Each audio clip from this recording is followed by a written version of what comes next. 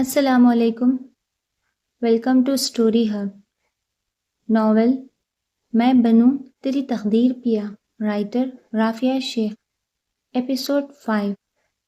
Novel شروع کرنے سے پہلے اگر آپ لوگوں کو یہ ناول پسند آ رہا ہے تو پلیز چینل کو سبسکرائب اور لائک ضرور کیجیے گا، تھینک یو۔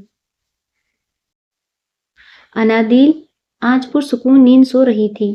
سنڈے کے فوائد آج اسے صحیح معنوں میں معلوم ہوئے تھے جب یونی کی خواری سے جان چھڑائے گھر میں سکون سے سو رہی تھی۔ دوپہر 12 بجے امیمہ کے جگانے پر وہ ہڑبڑا کر اٹھتی، سوئے ہوئے دماغ اور نیند بھری آنکھوں سے امیمہ کو دیکھنے لگی۔ کتنا سوگی؟ شام کو گیسٹ آ رہے ہیں، اٹھ جاؤ، روم صاف کرنے دو، مجھے تیاریاں بھی کرنی ہے، ڈنر کی اور شام کی الگ۔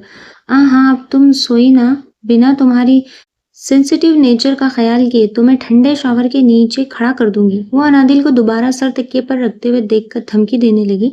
آپی بس 10 منٹ، وہ کہہ کر آنکھیں موند گئی۔ امیمہ کی ساری باتیں ہوا میں اڑا دی گئی تھیں۔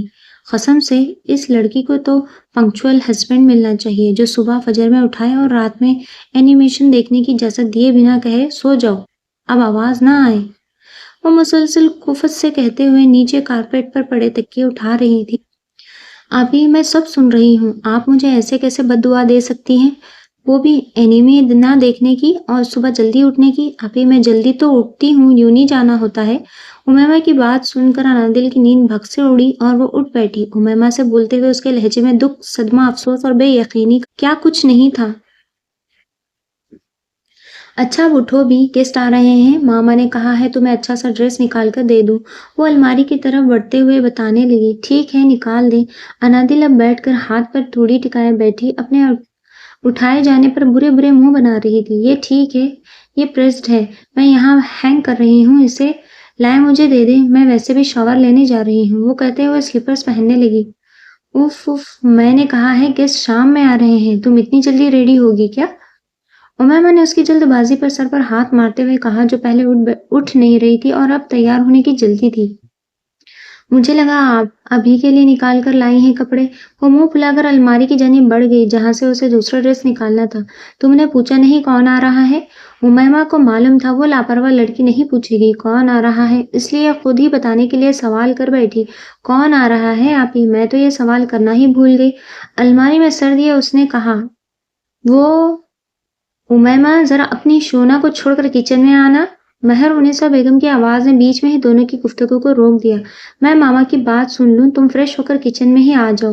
وہ کہہ کر فوراً بھاگی جہاں اس کے ماما نے ایک معرکہ سر کرنے کے لیے اسے بھی اپنے ساتھ لگایا ہوا تھا۔ امیمہ زیادہ تر کچن میں ہی پائی جاتی تھی، کچھ اسے کوکنگ کا شوق تھا، کچھ وہ اپنی ماما کی ہیلپ کے سلسلے میں ساتھ رہتی تھی۔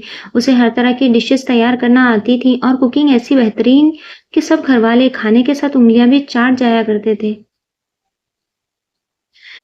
دیکھنے میں سوبر سی امیمہ تھوڑی بہادر اور تھوڑی ڈرپوک تھی۔ ڈر اسے چوہے اور کاکروچ سے لگتا تھا اور انادیل کے برعکس وہ لوگوں سے یا لڑکوں سے نہ گھبراتی تھی نہ ہی ڈرتی تھی، پراعتماد اور بہادر طبیعت کی مالک تھی۔ آج اسجد صاحب کے ایک دوست آ رہے تھے، ان کی اسٹوڈنٹ لائف کے بہترین دوست جو اسٹڈی کمپلیٹ ہوتے ہی کہیں اور شفٹ کر گئے تھے اور اب کافی عرصہ بعد دونوں ملنے والے تھے۔ ان کا ایک بیٹا لندن سے پڑھ کر ڈاکٹر کی ڈگری حاصل کر چکا تھا اور ابھی ایک پریکٹس کر رہا تھا۔ ایک بیٹی شادی کے بعد دوسرے شہر جا چکی تھی، دور ہونے کی وجہ سے وہ کم ہی ملنے آ پاتی تھی، لیکن جب بھی آتی تھی اچھا خاصا ماحول بدل کر جاتی تھی۔ ماما آپ نے بابا کو دیکھا ہے، کتنے خوش دکھائی دے رہے ہیں؟ امیمہ نے کچن میں مہر انیسہ بیگم کی ہیلپ کرواتے ہوئے کہا۔ ہاں بیٹا، بس آپ کے بابا کا بس نہیں چل رہا، ڈانس ہی کر لیں، ہماری شادی سے پہلے ملے تھے آخری بار اور اب مل رہے ہیں تو اس لیے پاؤں زمین پر نہیں ٹک رہے ہیں۔ میں حیران ہوں ان دونوں نے اتنے وقت بعد کانٹیکٹ کیسے کیا ایک دوسرے سے۔ وہ بریانی کا مسالہ تیار کرتے ہوئے امیمہ کو بتا رہی تھی، ذرا اپنی شونا کو یہاں لے کر آؤ، ہر وقت بچی بنی رہتی ہے، ہم اسے بیماری کے سبب رعایت دیتے ہیں لیکن وہ اس کا ناجائز فائدہ اٹھانے لگی ہے۔ امیمہ نے کچھ کہنے کے لیے لب وا کیے تھے لیکن وہ سختی سے بولنے لگی تو اسے خاموش ہونا پڑا۔ اکثر وہ انادیل سے ایسے ہی خفا ہو جاتی تھی، انہیں اس کا ہر وقت خود کو کمرے میں بند رکھنا پسند نہیں تھا، لیکن وہ بھی کیا کرتی، اسے روشنی اکثر چبھتی تھی اور اندھیرا سکون دیتا تھا۔ لیکن شکر تھا یونی میں ابھی تک اسے کچھ نہیں ہوا تھا۔ ماما آپ جانتی ہیں اس کی کنڈیشن۔ امیمہ نے ہمیشہ کی طرح اس کا کمزور سا دفاع کرنا چاہا۔ جانتی ہوں اس لیے اسے کچھ نہیں کہتی، مگر جب ٹھیک ہوتی ہے تو کون سا کچن میں جھانک لیتی ہے۔ وہ آج ضرورت سے زیادہ انادیل سے خفا تھی۔ وہ جو شاور لینے کے بعد امیمہ کی ہدایت پر کچن تشریف لا رہی تھی سب سننے لگی اور آ کر مہر النساء بیگم کے پیچھے سے باہیں ڈال کر سر ان کی کمر سے ٹکا گئی۔ ماما آئی ایم ہیئر، وہ لاڈ سے بولی اور وہ ٹھہری ماں۔ اسی لمحہ سارا غصہ جھاگ کی طرح بیٹھتا ہی چلا گیا۔ امیمہ نے اسے انگوٹھا دکھایا جیسے اس نے اچھا عمل کیا ہو۔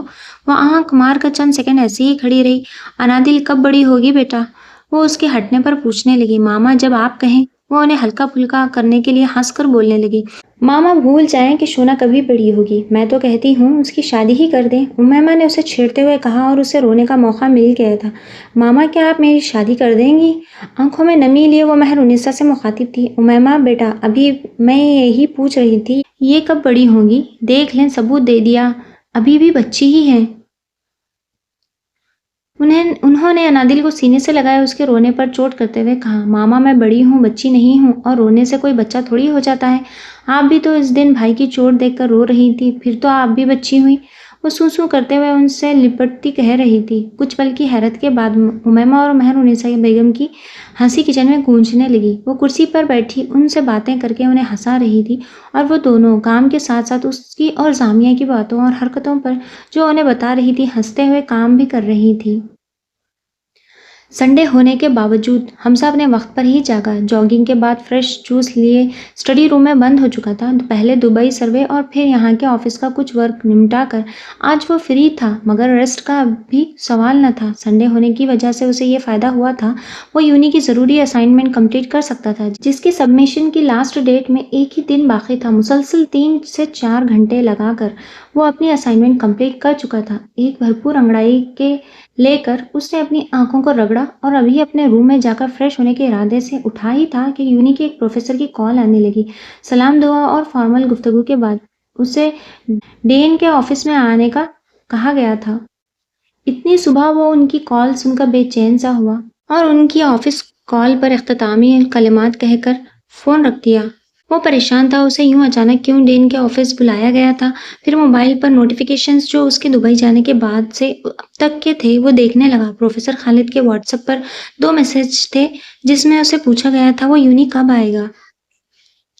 اسے اپنی لاپرواہی پر غصہ تو بہت آیا کہ وہ چند سیکنڈز نکال کر ایٹ لیسٹ سر کو رپلائی ہی دے دیتا، مگر مصروفیت نے اسے موبائل چیک کرنے کا وقت ہی کہاں دیا تھا۔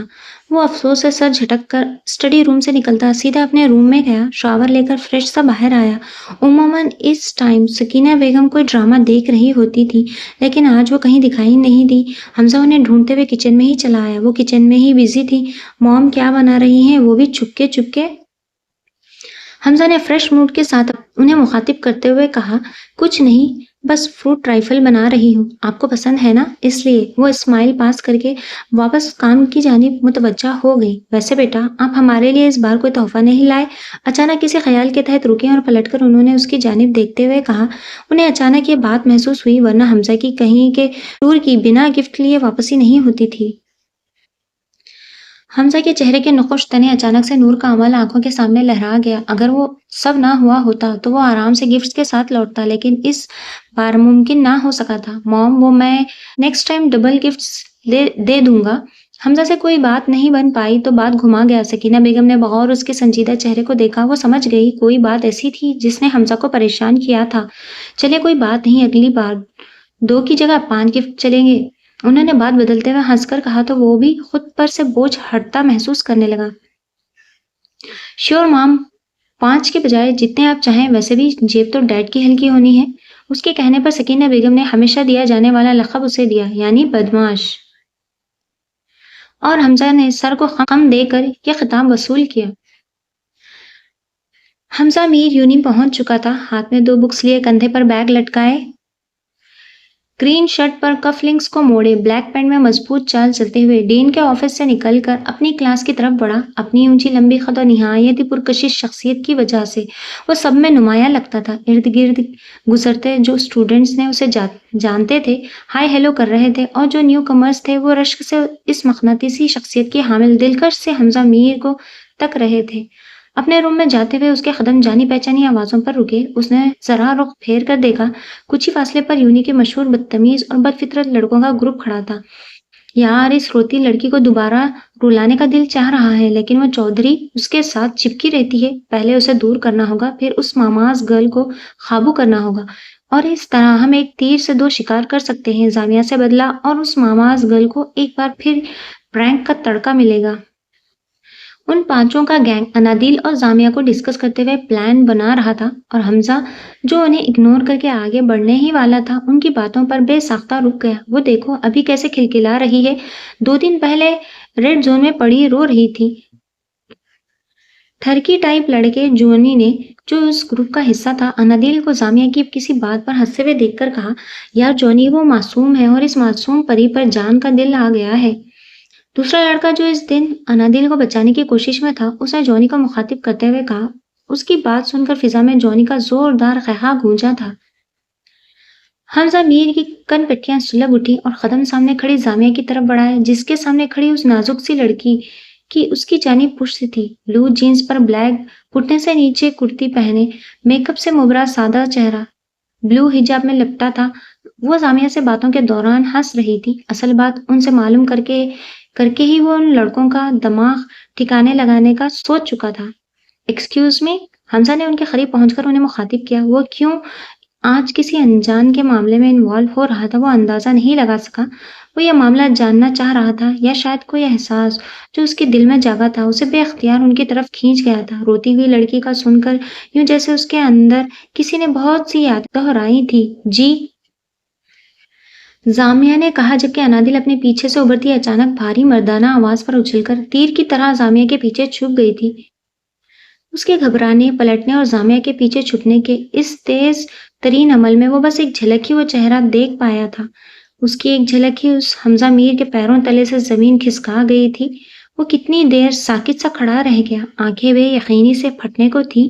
اینا، اس کے پھڑپھڑاتے لبوں سے بے آواز سرگوشی نما پکار نکلی تھی۔ جی حمزہ، آپ کو کوئی کام تھا؟ زامیہ اسے بہت اچھے سے جانتی تھی، اس لیے اسے مخاطب کر کے پوچھا۔ آج پہلی بار وہ زامیہ سے، یا یہ کہا جائے کسی لڑکی سے خود مخاطب ہوا تھا، تو غلط نہیں ہوگا اینا؟ زامیہ کو کچھ کہنے کا اس کے پاس وقت نہیں تھا، برسوں کی تلاش آنکھوں کے سامنے تھی۔ حمزہ میر کو کچھ دکھائی یا سنائی دے سکتا تھا بھلا؟ وہ چہرہ سامنے تھا جسے دل میں جانے کتنی بار تصور میں دیکھتا اور محسوس کرتا تھا۔ کون اینا؟ زامیہ نے حیرت سے اسے دیکھا، جو اپنے حواس میں نہیں تھا شاید، اور وہ اسے خوف سے زامیہ کے پیچھے سے تھوڑا سا سر نکالے دیکھ رہی تھی۔ اسے لگا پھر سے کوئی پرینک کرنے آ پہنچا تھا، اور اس بار انادیل کو یقین تھا وہ بری طرح چیخ چیخ کر روئے گی، اب برداشت نہیں کرے گی۔ اس بار ایسا ہوا تو وہ یونی بھی کبھی نہیں آئے گی، اس نے یہ بھی سوچ لیا۔ مس چودھری، اپنے پیچھے چھپی ہوئی اینا کو باہر نکالی۔ حمزہ میر نے دوبارہ اس کے سوال کو اگنور کر کے کہا۔ اب اسے غصہ آنے لگا تھا، جس کے لیے برسوں مارا مارا پھرا تھا۔ اس کی یادوں کو سنبھالے اس کی تصور سے لڑتا تھا، وہ جو اچانک اسے چھوڑ گئی تھی اور آج بھی اسے خوف کھا کر چھپ رہی تھی۔ دل باہر آؤ، یہ اچھے انسان ہیں، کچھ نہیں کریں گے۔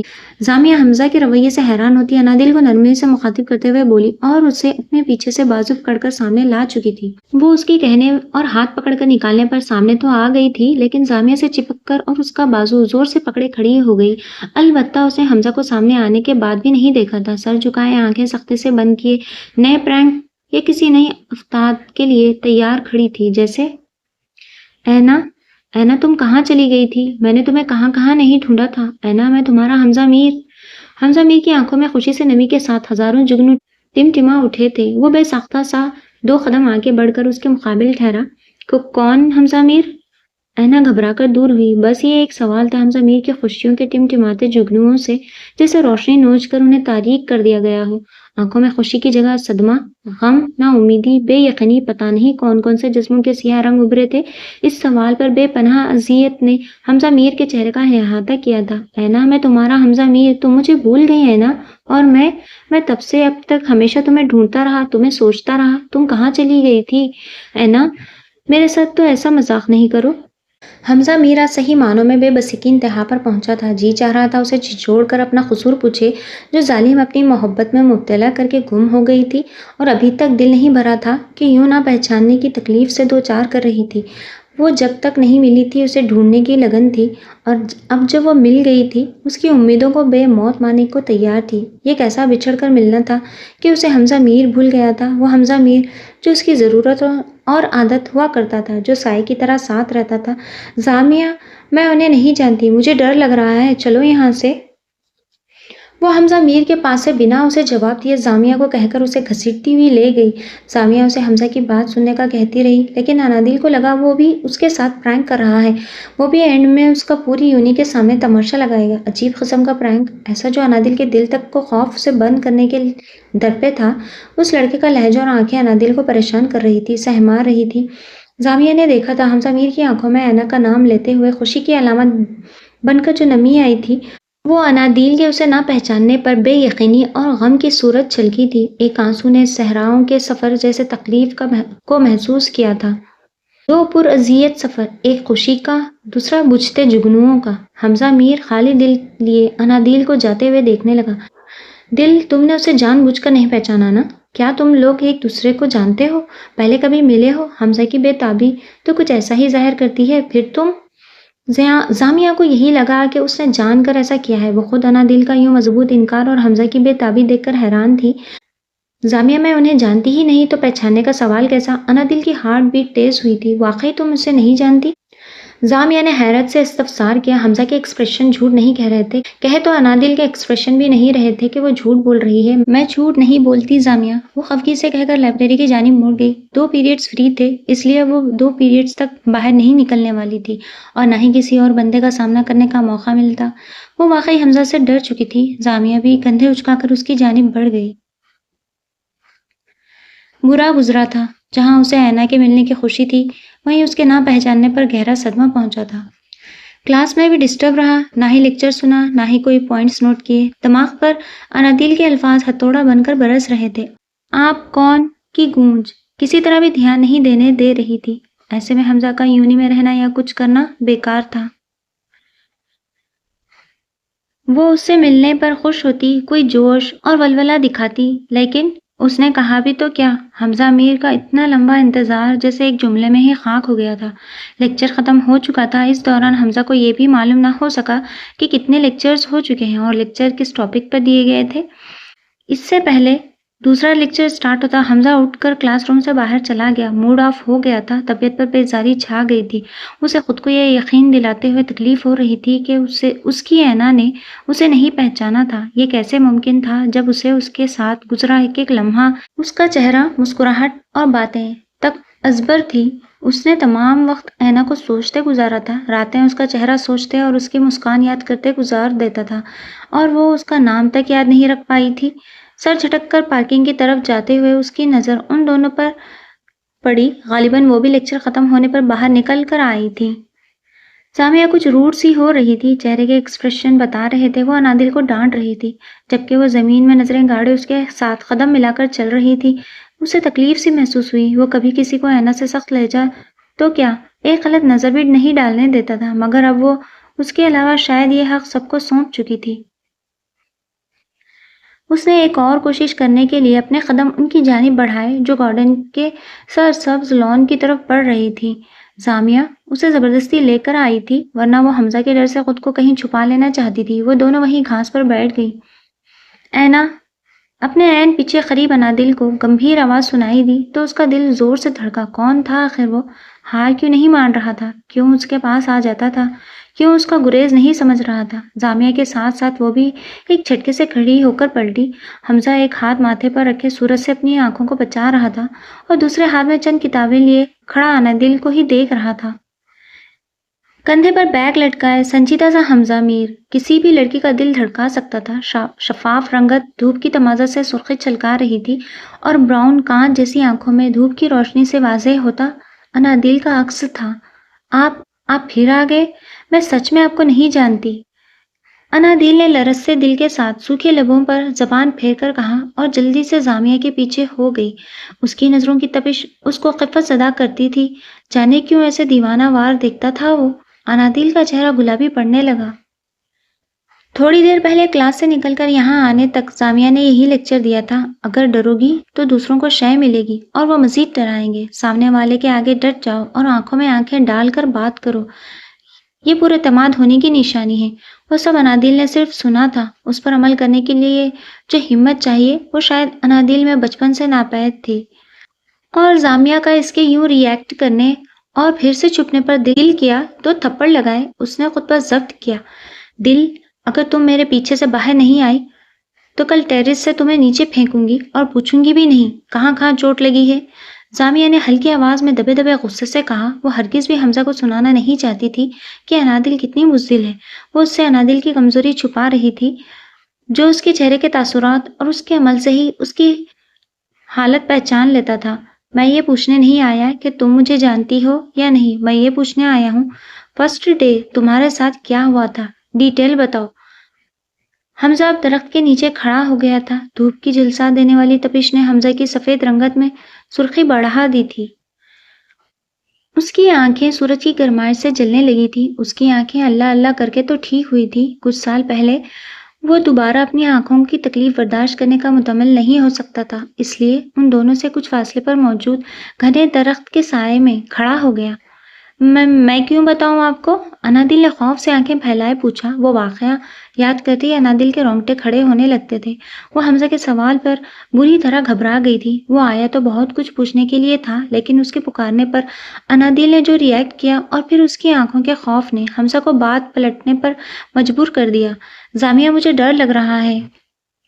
انادل نے اس کے کان کے بالکل پاس جا کر سرگوشی کی۔ یہ سرگوشی حمزہ میر کے دل کو چیر گئی۔ اس کی انا اسے ڈر بھی سکتی تھی، یہ تصور ہی جان لیوا تھا۔ وہ اسے ہرٹ بھی کر سکتا تھا۔ حمزہ کا دل چاہا اسے سب سے دور لے جائے اور اسے پھر سے ویسا بنا دے، اس کی آنکھوں سے اپنے لیے خوف ختم کر دے، اسے سب سے چھپا لے تاکہ وہ پھر کبھی نہ غائب ہو۔ زامیہ، آپ بتائیں کیا ہوا تھا؟ آپ تو جانتی ہیں میں بزنس فیکلٹی کا ہیڈ اسٹوڈنٹ ہوں اور آپ بھی شاید بزنس اسٹوڈنٹ ہیں، تو مجھے انفارم کرنا آپ لوگوں کا فرض ہے، اس لیے مجھے بتائیں کیا ہوا تھا اور آپ کی دوست بار بار کس پرینک کا ذکر کر رہی ہیں؟ حمزہ میر نے جتنے صبر کا مظاہرہ کرتے ہوئے انادل کی آنکھوں میں اپنے لیے خوف دیکھا تھا، ممکن نہیں تھا وہ اپنے غصے کو قابو کر پاتا، لیکن وہ اپنی اس محبت کو بھی نہیں گنوا سکتا تھا جس کے لیے پل پل تڑپتے ہوئے گزارا تھا، جس کی یادوں کو سینے سے لگائے آج بھی سکون سے سو نہیں پاتا تھا، لیکن وہ سب باتوں سے بے خبر اس سے ہی خوف کا شکار تھی۔ اس کی زیرک نگاہوں سے انادل کا لرزنا مخفی نہ رہ سکا تھا، اس لیے حمزہ نے اس سے بات کرنے کا ارادہ ترک کرتے ہوئے زامیہ کو مخاطب کیا۔ زامیہ نے آپ کہنا اور انادل کو تم کہنا نوٹس کیا تھا، یعنی وہ زامیہ سے تکلف اور اجنبیت سے بات کر رہا تھا، جبکہ انادل کے لیے اس کے لب و لہجہ میں اپنائیت ہوتی تھی۔ وہ ایسی ہی تھی، چھوٹی چھوٹی باتوں کو نوٹس کرنے والی، بڑی بڑی باتوں سے بے بہرا۔ وہ حمزہ کے ہر انداز سے کھٹک رہی تھی۔ آخر اس کا اور انادل کا کیا رشتہ تھا، کیا تعلق تھا جس کے بلبوتے پر وہ ایسا بیہیو کرتا تھا؟ کچھ تو تھا کہ حمزہ میر جیسا حد اور فاصلے پر رہنے والا انسان انادل کے ساتھ یوں ہو جاتا جیسے بہت قریبی رشتہ ہو۔ سامیہ جانتی تھی وہ قابل اعتبار انسان ہے، تبھی اس نے سب کچھ بتا دیا۔ سب تفصیل سنتے ہی حمزہ میر کی رگیں تن گئی، آنکھیں خون چھلکانے لگی، مٹھیوں کو بھینچے وہ اپنے غصے پر قابو پانے کی ناکام کوشش کر رہا تھا۔ رنگت خطرناک حد تک سرخی مائل ہو گئی تھی۔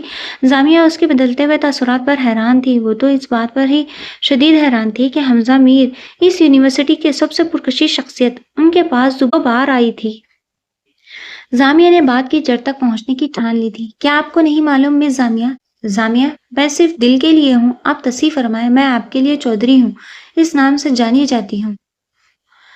اگر یہ کہا جائے تو وہ حمزہ سے متاثر ہو کر اسے بخش سکتی تھی تو یہ غلط ہوگا۔ زامیہ اور کسی کو منہ توڑ جواب نہ دے کیسے ممکن تھا؟ اس کے دوسری بات زامیہ کہنے پر اس نے بات کے بیچ میں ٹوک کر کہا تو وہ ایک لمحے کو رکا اور غصے سے زامیہ کی جانب دیکھا جو اس کی آنکھوں میں آنکھیں ڈالے دیکھ رہی تھی۔ اوکے تو مس چودھری، آپ کو نہیں معلوم اس جگہ کو ریڈ زون کا نام کیوں دیا گیا ہے؟ کیا آپ کو نہیں معلوم 7 ماہ قبل وہاں کیا ہوا تھا جو آپ نے کسی پروفیسر ڈین کے آفس یا مجھے اطلاع دینے کی زحمت نہیں کی؟ آپ کو اندازہ بھی ہے اس دن کیا کچھ ہو سکتا تھا؟ حمزہ کا بس نہیں چل رہا تھا زامیہ سمیت ان 5 کو سولی پر لٹکا دے۔ اگر انادل کے ساتھ کچھ ہو جاتا تو اس کے لیے سوچنا بھی محال ہو رہا تھا۔ جذباتی پن سے بولتے حمزہ کو یہ بات بھول گئی کہ اسے بچانے والی بھی وہی تھی۔ دیکھیے مسٹر حمزہ، آپ نے کہا اور میں نے سن لیا، اب مزید نہیں۔ شاید آپ کو یہ نہیں معلوم، چودھری اپنے طریقے سے ڈیل کرتی ہے، تو آپ بہتر ہے میرے اور میری دوست کے معاملے سے 200 فٹ دور رہیں، ورنہ میں چودھری ہوں، کچھ بھی کرنے سے پہلے سوچتی نہیں ہوں۔ زامیہ نے دھمکی دیتے ہوئے بات مکمل کی۔ اس کا ضدی لہجہ اور منمانی والا انداز حمزہ کو سلگا گیا۔ اس کا سرخ چہرہ یہ بتانے کے لیے کافی تھا، اسے زامیہ بالکل پسند نہیں آئی تھی۔ اس کی ڈٹائی پر وہ کھول اٹھا۔ اسے اندازہ تھا لڑکیاں کم عقل ہوتی ہیں، مگر اتنی ہوں گی اب پتہ چلا تھا۔ ریڈ زون کا معاملہ بہت خطرناک تھا، ایسے میں زامیہ کا خود بھی لڑکی ہو کر یوں بہادری کا مظاہرہ کرنا دونوں کے لیے نقصان دہ تھا۔ زامیہ انادل کا ہاتھ تھامے وہاں سے لے گئی۔ ایک لیکچر کے بعد چھٹی ہو جانی تھی۔ انادل کی آنکھیں روشنی کے سبب ہلکی ہلکی سرخ ہو رہی تھی، لیکن وہ اس قدر الجھن اور خوف کا شکار تھی، اپنی آنکھوں میں ہوتی چبھن بھی محسوس نہیں ہو رہی تھی۔ زامیہ کیا ہوا تھا ریڈ زون میں؟ انادل نے اس کے ساتھ چلتے ہوئے ناسمجھی سے پوچھا۔ مرڈر، اس نے بنا کسی لگی لپٹی کے بتا دیا۔ کیا مرڈر؟ کیسے اور کیوں؟ انادل نے چیخ کر پوچھا اور منہ پر ہاتھ رکھ لیا۔ اس کی آنکھیں خوف سے پھیل گئی تھی۔ بی بی، اگر تمہیں بتا دیا تو یہی گنگا جمنا بہنے لگ جائے گی، اس لیے لیکچر کے بعد بتاتی ہوں۔ واقعی جو کہانی ریڈ زون سے جڑی تھی وہ انادل کو 4-5 گھنٹے تو رلا سکتی تھی، اور پریشان تو زامیہ بھی تھی، بس ظاہر نہیں کرتی تھی، اس لیے وہ انادل کے ساتھ سائے کی طرح رہتی تھی۔ حمزہ میر کو لازمی آفس جانا تھا۔ وہ یونی سے آ کر فریش ہوا اور ریسٹ کیے بغیر دوبارہ آفس کی جانب نکل گیا۔ پیچھے سکینہ بیگم کے پکارنے پر بھی وہ لنچ کے لیے نہیں رکا۔ وجہ صاحب کی غیر موجودگی میں آفس کا برڈن بھی اس پر آ پڑا تھا۔ ورکرز کو معلوم تھا اب حمزہ میر نے آفس کو سنبھالنا ہے، اس لیے وہ اس کی سخت مزاجی سے بچنے کے لیے ہر کام بہت قرینے سے انجام دے رہے تھے۔ کچھ ورکرز کی سانسیں اٹکی ہوئی تھی کہ کب حمزہ انہیں بلا کر ان کی کلاس لے، اور ان کا کام سب سے زیادہ سست روی سے ہوتا تھا، اور اس سبب ان کی وجہ صاحب سے بھی کلاس لگ چکی تھی، پھر بھی ڈھیٹ بنے کام وقت پر کرنے سے انکاری تھے۔ اب حمزہ کو دیکھ کر اپنی غلطی کا احساس ہو رہا تھا۔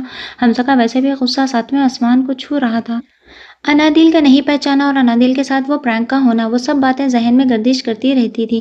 ان دنوں اس کا بس نہیں چل رہا تھا پوری دنیا کو آگ لگا دے۔ وہ ذرا ذرا سی بات پر اپنے دماغ کو جلاتے غصے کو باہر کا راستہ دکھا رہا تھا۔ آفس میں بھی مینیجر سے لے کر پیون تک کو اس نے جھاڑ پلا دی، مگر غصہ تھا کہ کم نہیں ہو رہا تھا۔ یہ آگ کم ہو بھی نہیں سکتی تھی۔ اسے انادل کی پہلے جیسی توجہ چاہیے تھی، اور اس کو محفوظ کرنا چاہتا تھا۔ اس کا غصہ اور دماغ کی تپش تبھی ختم ہو سکتی تھی۔ سر، آپ نے بلایا تھا؟ مینیجر نے نوک کر کے اجازت طلب کی اور حمزہ کے اس بات میں سر ہلانے پر اندر داخل ہوتے ہوئے سوال کیا۔ جی بالکل بلایا تھا، جو کام جس کی ذمہ داری ہے، کیا اسے نہیں معلوم کہ وہ کام کرنا بھی ہوتا ہے؟ حمزہ میر کا چہرہ بالکل سپاٹ تھا اور جبڑے سختی سے بھینچے ہوئے تھے۔ وہ ناسمجھی سے دیکھنے لگا۔ حماد اظہر، آپ کے علاوہ بھی اس کمپنی میں ورکرز ہیں جو کام کے بدلے معاوضہ لیتے ہیں، کیا ایک مینیجر کی یہ ذمہ داری نہیں ہے اپنے انڈر کام کرنے والوں سے آن دا ٹائم ورک کمپلیٹ کروائیں، چاہے موٹیویٹ کریں یا فورسفلی کروائیں؟ اس نے کافی سخت لہجے میں کہا تو مینیجر صاحب سٹ پٹا گئے۔ مینیجر کا بنیادی کام ہی سب کو مینیج کرنا ہوتا ہے، ان میں ورکرز پر نگاہ رکھنا بھی شامل ہے۔ سوری سر، لیکن سر میں سمجھا نہیں آپ کس معاملے کی جانب نشاندہی کروانا چاہ رہے ہیں؟ حماد اظہر نے خطرے ہچکچا کر یہ سوال کیا۔ دل میں یہی آ رہا تھا حمزہ انہیں کھڑکی سے باہر پھینک دے گا۔ اندر سے دل میں خوف کا شکار ہوتے ہوئے سوال کر بیٹھے، نہ کرتے تو پتہ کیسے لگتا کہ ماجرا کیا ہے؟ واؤ حماد اظہر، اس سوال پر آپ کے لیے کلیپنگ ہونی چاہیے۔ مطلب ایک مینیجر کو یہ تک نہیں معلوم کل ایک ضروری میٹنگ ہے جس کے پروجیکٹ ورک کی ذمہ داری آپ نے احتشام اور مونس کو دی ہے، کیا وہ دونوں اس پروجیکٹ کو مکمل کر چکے ہیں؟ کیا آپ سے کوئی پوائنٹ ڈسکس کیا؟ کیا اس کے لاگتی اخراجات ہم اٹھا سکتے ہیں؟ کیا آپ نے یہ سب جاننے کی کوشش کی؟ نہیں حماد صاحب، آپ مجھے ایک فائل دکھا کر خوش ہو گئے، جیسے اس کے آگے پیچھے کوئی اور کام ہی نہیں ہے۔ وہ پروجیکٹ فائل اب تک کمپلیٹ کر کے میری ٹیبل پر نہیں پہنچائی گئی، کیوں؟ حمزہ نے ٹیبل پر پوری قوت سے ہاتھ مارتے ہوئے دھاڑ کر کہا۔ سفید رنگت غصے اور مسلسل بولنے کے سبب سرخی چھلکا رہی تھی، آنکھوں میں ایسی تپش کہ لگتا ابھی غصے سے سب بھسم کر دیں گی۔ حماد اظہر صاحب کی حالت غیر ہونے لگی، ان سے سر اٹھانا مشکل ہو گیا۔ انہیں یوں محسوس ہوا وہ سالم ہی انہیں نگل جائے گا، لیکن وہ اچانک اٹھ کھڑا ہوا۔ حماد صاحب 2 قدم پیچھے ہوئے۔ وہ آفس روم سے نکل کر ورکرز کی جانب بڑھ گیا۔ ایک ہلکی سی ہلچل کے بعد وہاں کے ورکرز کا حمزہ کو دیکھنے پر سکوت چھا گیا۔